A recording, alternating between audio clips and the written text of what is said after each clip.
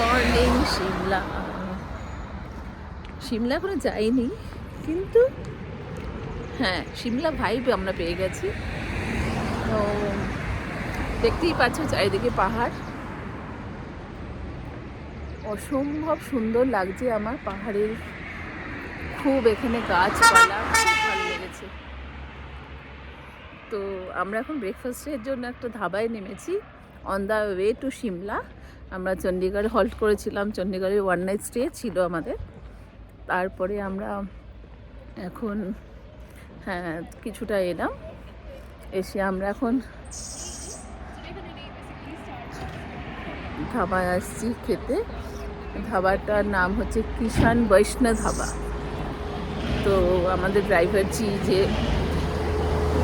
সন্দীপ গুপ্তাজি, উনি এখানেই নামালেন আমাদের, কারণ ওনার মনে হয় এখানটা সবচেয়ে ভালো হবে খাবার দাবার। তো অপোজিটে প্রচুর ধাবা আছে,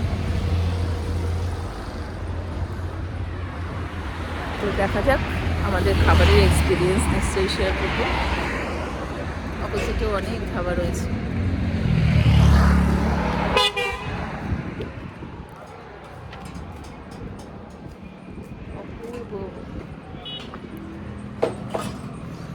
আমাদের ডেস্টিনেশন এখন সিমলা। তো আমার কি কথা হবে, টাটা।